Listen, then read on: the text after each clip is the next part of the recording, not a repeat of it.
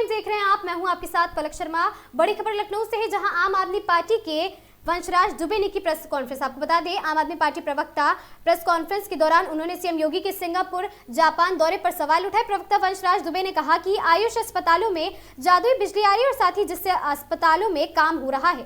ये कैसे हो रहा है? एक तरफ सीएम योगी कहते हैं डिजिटल इंडिया बन रहा है, पीएम मोदी कहते हैं डिजिटल इंडिया बन रहा है। दूसरी तरफ ये जादू बिजली कौन सी आ रही है जिससे अस्पतालों की मशीनें चल रही है। वहीं एसआईआर को लेकर सुरक्षा पर भी वंशराज दुबे ने कहा कि सरकार से वोट काटने का काम कर रही है, आम जनता को परेशान कर रही भाजपा।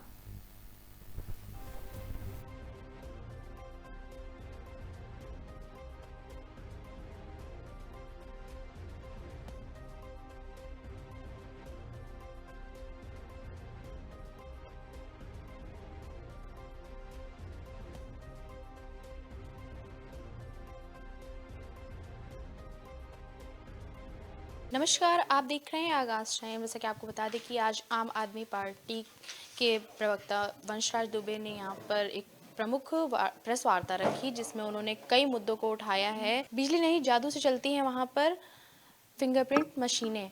आइए हम जानते हैं उनसे कि किन मुद्दों पर उन्होंने प्रेस वार्ता रखी है। सर, क्या कहना चाहेंगे? देखिए, उत्तर प्रदेश के अंदर खास करके जो आयुष विभाग है उसकी आज एक रिपोर्ट आई है और सीएजी की रिपोर्ट आई है। सीएजी ने अपनी एक ऑडिट रिपोर्ट जारी की जो 2018 से लेकर 2023 तक की थी और ये विधानमंडल के पटल पे इस रिपोर्ट को एक तरीके से साझा किया गया 19 फरवरी को, ठीक मुख्यमंत्री जी के दौरे के 2 दिन पहले। अब आप समझिए जो आंकड़े निकल के आए उसमें ये है कि उत्तर प्रदेश के अंदर 153 से अधिक ऐसे अस्पताल हैं आयुष विभाग के जहाँ पर बिजली नहीं, लेकिन वहाँ पे इलेक्ट्रॉनिक उपकरण है, सीसीटीवी कैमरे लगे हुए हैं और फिंगरप्रिंट के लिए सारी बायोमेट्रिक व्यवस्था की गई है। तो अब दुर्भाग्य है कि मुख्यमंत्री योगी आदित्यनाथ जी उत्तर प्रदेश से बाहर जापान के दौरे पर, सिंगापुर और जापान के दौरे पर हैं, लेकिन हो क्या रहा है? हकीकत ये आ रही है, सीएजी की रिपोर्ट है और ये आप समझिए कि जो केंद्र सरकार और राज्य सरकार की लेखा जोखा रखती है उसको ऑडिट करती है, लेकिन हकीकत यह है कि आपके अस्पतालों में बिजली नहीं है और आप लंबी लंबी बातें कर रहे हैं। आप कह रहे हैं इतने अरब का हम इन्वेस्टमेंट लेकर आएंगे। 2018 में सरकार ने कहा था 4.5 लाख करोड़ रुपए का इन्वेस्टमेंट होगा। 2023 में कहा था 33 लाख करोड़ रुपए का इन्वेस्टमेंट होगा। 2026 में अभी कहा कि 50 लाख करोड़ रुपए का इन्वेस्टमेंट होगा। तो ये जो बड़े बड़े आंकड़े आप फैला देते हो और आंकड़ों की बाजीगरी में उत्तर प्रदेश के नौजवानों का भविष्य बर्बाद कर रहे हो, इसका दरअसल खुलासा इसी सीएजी रिपोर्ट में है। तो हम लोग का ये मानना है कि भारतीय जनता पार्टी चूंकि मुद्दों की राजनीति करती नहीं और इस तरीके से आंकड़ों की बाजीगरी करती है, तो उसको लेकर आज हमने प्रेस कॉन्फ्रेंस की है। ये डबल इंजन सरकार बिना इंजन सरकार में जिस तरीके से उनके कार्यों पर सवाल उठ रहे हैं, उसको लेकर आप क्या कहते हैं? कोई एक विभाग बता दीजिए जो विभाग आज एक तरीके से ठीक ढंग से चल रहा हो, चाहे कानून व्यवस्था की बात कर लीजिए, चाहे स्वास्थ्य विभाग की बात कर लीजिए, पीडब्ल्यूडी की बात कर लीजिए या कोई और विभाग करिए। मैं बता तो रहा हूँ आपको। अभी आज देखिए ना, ये एसआईआर का मामला आया है, आगरा से रिपोर्ट आई है। लगभग 2 लाख वोटरों को अभी तक उनको नोटिस, अभी तक उनका प्रिंट ही नहीं हुआ, उनका नाम आपने एसआईआर में काट दिया। आपको वोट काटने की जल्दी है, लेकिन आपको ये नहीं चिंता है कि उनको नोटिस जो जानी है वो कब जाएगी। 48 दिन से ज़्यादा हो गए, लगभग 2 महीने हो गए। आपके पास बजट नहीं है कि स्याही ला सके, आप प्रिंटर की स्याही का बजट नहीं है, लेकिन आपके पास एक बजट है कि बड़े बड़े विज्ञापन छपाओ, बड़ी बड़ी लफाजियाँ करो बड़े बड़े मंचों से, और हकीकत ये है उत्तर प्रदेश की। तो ये है। और आम आदमी पार्टी चूंकि हम लोग राष्ट्रीय दल होने के नाते, एक जो जिम्मेदार विपक्ष होने के नाते, हम इस मुद्दों पर सरकार को घेरते रहेंगे। और बहुत दुर्भाग्यपूर्ण है कि लगभग 2,500 करोड़ का बजट था और सरकार ने उसको सरेंडर कर दिया, 1 रुपये खर्चा नहीं कर पाई। तो ये बेहद दुर्भाग्यपूर्ण है। इस पर हम सरकार की जवाबदेही और जिम्मेदारी तय करेंगे। सर, लखनऊ विश्वविद्यालय में जिस तरीके से इस समय देखने को मिल रहा है कि 2 गुटों के बीच बहुत जमकर विवाद छिड़ा हुआ है, जैसे कि कुछ मुस्लिम पक्ष के लोग हैं जो मस्जिद को लेके वहाँ पर धरना प्रदर्शन दिए हुए थे। उनका कहना था कि ये मस्जिद काफ़ी पुरानी है और उसको बंद कर दिया गया, वहाँ पर नमाज़ अदा करते थे वो सब, और फिर शाम में वो लोग वहाँ पर नमाज़ पढ़ते हैं तो कुछ हिंदू जो भाई हैं वो उनको प्रोटेक्ट करते हैं। फिर उसके बाद में अगले ही दिन सोमवार को कुछ हिंदू पक्ष के लोग हैं जो वहाँ पर इस तरह की चीज़ें बोलते हैं कि कॉलेज परिसर में इस तरह की चीज़ें होना गलत है। तो उसको आप किस तरीके से देखते हैं? नहीं, देखिए, मैंने विश्वविद्यालय के अंदर देखा, वहाँ पे मंदिर की भी व्यवस्था की गई है, मस्जिद भी पहले से ही थी, और कोई एक समुदाय तो सिर्फ विश्वविद्यालय के अंदर पढ़ने नहीं जाता, हिंदू भी जाते हैं, मुसलमान भी जाते हैं। तो अगर कोई व्यवस्था पहले से बनाई गई होगी, किसी ने बना के रखा है, भाजपाइयों के अंदर यही दिक्कत है, वो बनाते कुछ नहीं, तोड़ने का काम करते हैं। वो ना समाज बनाएंगे, समाज के अंदर तोड़ने का काम करेंगे, ना कोई इंफ्रास्ट्रक्चर ठीक करेंगे, उसको भी तोड़ने का काम करेंगे। ये गिरा दो, वो उखाड़ दो, इसको फेंक दो। अब आप समझिए कि इनको, ये जो लड़के जिनकी आप बात करें, वो हिंदू समाज के, आप उनको हिंदू समाज के मत कहिए। हिंदू समाज कहता है वसुदेव कुटुंबकम, पूरा विश्व हमारा परिवार है। वो हिंदू समाज के मानने वाले नौजवान नहीं हैं। उनको बस सरकार ने पीछे से लगा दिया कि आप जाओ मस्जिद के अंदर जाके हनुमान चालीसा पढ़ो, गिरजाघर के अंदर जाके हनुमान चालीसा पढ़ो। आप सोचिए, वहीं यूनिवर्सिटी के ठीक 100 मीटर 50 मीटर सामने हनुमान सेतु मंदिर है, हनुमान जी का मंदिर, वहां जाके आप पढ़ो ना हनुमान चालीसा। कौन रोक रहा है? हनुमान चालीसा इसलिए पढ़ी गई क्योंकि वहाँ पे बच्चों ने नमाज अदा करी थी, तो उसके शुद्धिकरण के लिए वहाँ पे आज चालीसा पढ़ी गई। पहले तो ये भाजपा अपनी शुद्धिकरण कर लें। ये खुद इतने अशुद्ध लोग हैं, इनकी दिल दिमाग में अशुद्धि भरी हुई है। और ये जो नौजवान वहाँ हैं, मैं उनसे हाथ जोड़ के निवेदन करूंगा, भैया अपना भविष्य इनके चक्कर में बर्बाद मत करो, इन भाजपाइयों के। इनके लड़के, सबके लड़के विदेश में पढ़ेंगे, बड़ी बड़ी गाड़ियों से चलेंगे और आते ही विधायक सांसद बन जाएंगे, लेकिन तुम्हारा भविष्य क्या होगा? ईएमआई पे पूरा जीवन चल रहा है। उत्तर प्रदेश के अंदर नौकरी मिल नहीं रही, पेपर लीक हो रहा है, और सरकार आंकड़े देती 13.5 लाख नौकरी, 93 लाख नौकरी, और उसके बाद जो है 2 करोड़ नौकरी, मतलब नौकरी पकड़ पकड़ के उत्तर प्रदेश के अंदर दी जा रही है। लेकिन हकीकत यह है कि भारतीय जनता पार्टी नहीं चाहती कि समाज में एकजुटता रहे। वो जरूर चाहती है कि असली मुद्दों से ध्यान भटकाकर लोग को इसी तरीके से लड़ाई झगड़ों में फंसाया जाए।